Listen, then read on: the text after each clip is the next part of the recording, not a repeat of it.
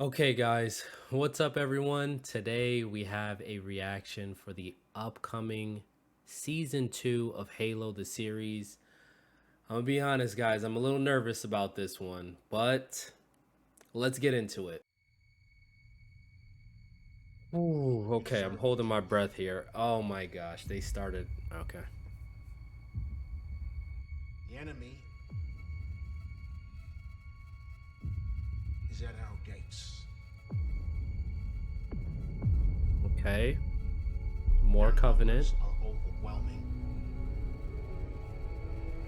Okay, they're The really arena showing us makes the this stand Covenant with now. us.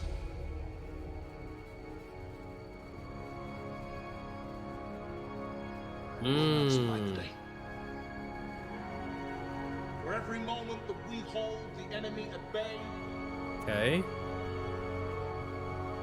more innocent people can escape. When they do, Ballsy. they will go forth and tell the story that you write today. You will be remembered. Hey, ooh, okay. Don't play with him, Halo. Don't play with it. Okay. I remember.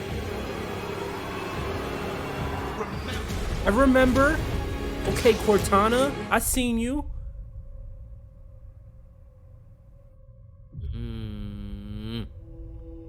That's it? Was it really that short? Okay, it was only a minute and a half. Ooh, okay. All right. So I said it going into this one that I was a little nervous about the season 2 trailer. I got a lot of thoughts, but they should be fairly organized. So follow me with this. Follow me on this one, guys. First, I'll just preface this all by saying I am a huge Halo fan. I know I don't do any Halo content on the channel. Maybe I'll change that in the future. But Halo 1 Combat Evolved is the game that made me fall in love with video games. As a kid, of course, I played Mario, Pokemon, Sonic, Mario Kart. Like, I played it all as a kid. I enjoyed video games, but Halo was the first game that made my third eye open when it came to video games. That was the first time in my life I realized, like, hold on, there is an entire universe in the palm of my hand, in my video game controller. There is a universe here that I can get lost and explore in.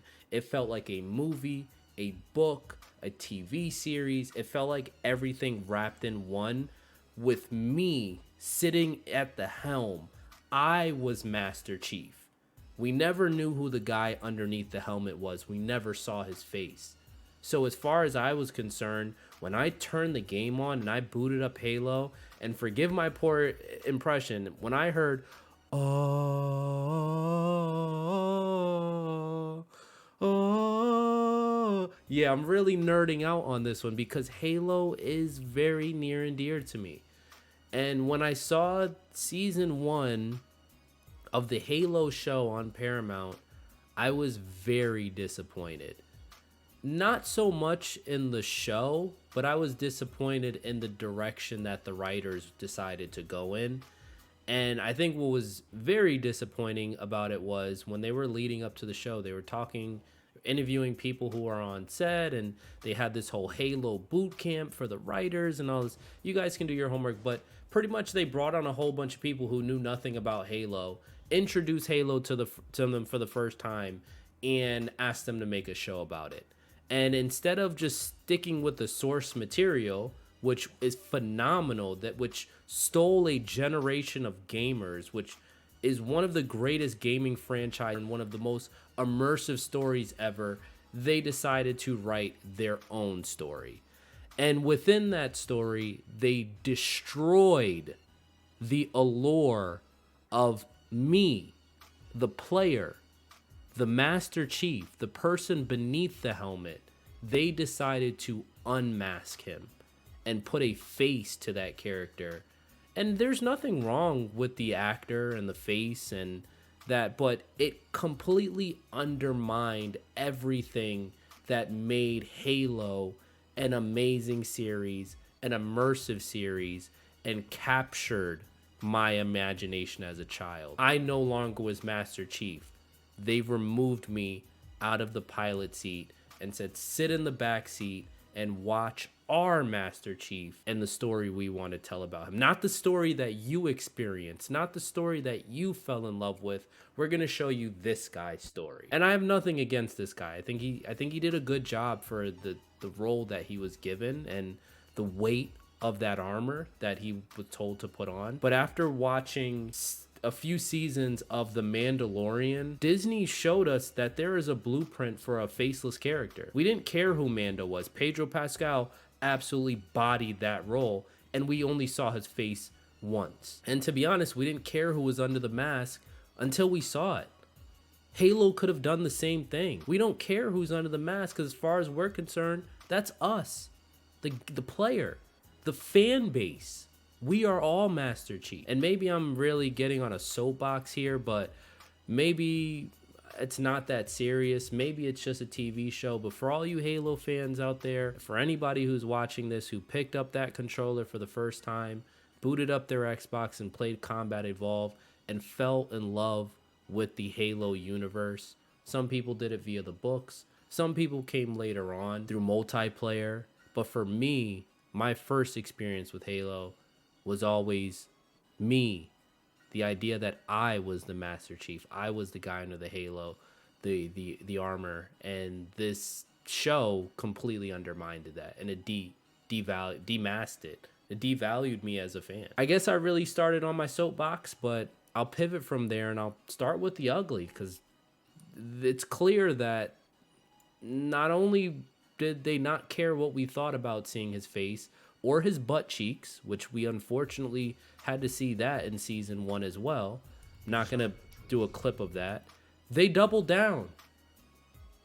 Paramount doubled down and they said, yeah, we heard you guys.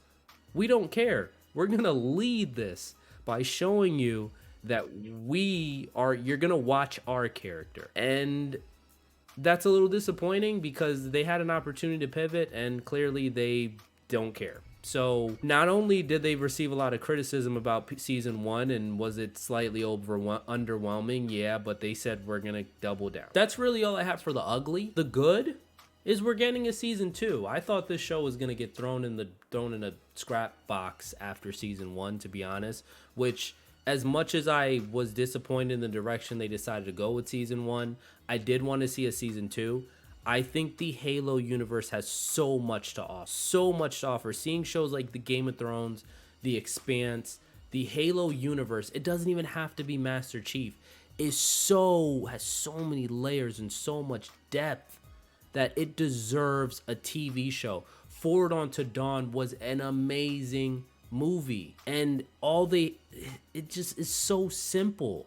Why make it harder than it needs to be? And so I guess it's good that we're getting a season 2 here. And there are some things that I saw in here that I like. Enemy. And I guess in particular, Is at our gates. it's the feeling of it's happening. The human covenant war is underway. It's happening. Which season 1 never really made me feel like that was important. It felt like it was trying so hard to tell me some story that I didn't care about some character, some original character that the Covenant are treating as a pet, that it took away from the fact that Halo is about humanity's back being against the wall. And we're seeing that in this trailer. We're seeing a planet being glassed for the first time. Not too sure which planet that is. Maybe it's Reach. And don't get me started on Reach, because Reach could have its own TV show as well. But I would love for season 2 to be about Reach. I absolutely would love it. Master Chief going into cryo. This is a great way to pivot into the Combat Evolved story. If season 2 decides to go the Reach route, now Reach, that's a very difficult route to go, because once again, you are playing with us, Halo, the series. And I understand this is an alternate timeline. Alternate my ass. The original timeline is too good of a story for you to make some shit up. And I don't usually curse on my channel, but that's essentially what you guys are doing. Don't mess up Reach. But other than that, more good. We're getting some great shots here. When they do, And it looks like there is something worth fighting for. I wasn't sold at first with this trailer, but right here, it picks up. remember, Here we go. Right here, it picks up. remember.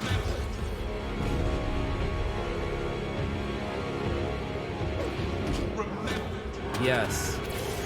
Give us grit, give us combat, give us all the things that make Halo, Halo.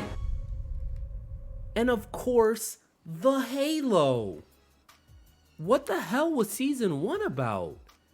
Give us the show that we want to see. Now, I know I kind of went on my soapbox. I didn't really talk too much about the trailer itself because I feel like this series, the issue with the series, is bigger than the content that they're presenting us. As a standalone, hey, maybe it's not that bad.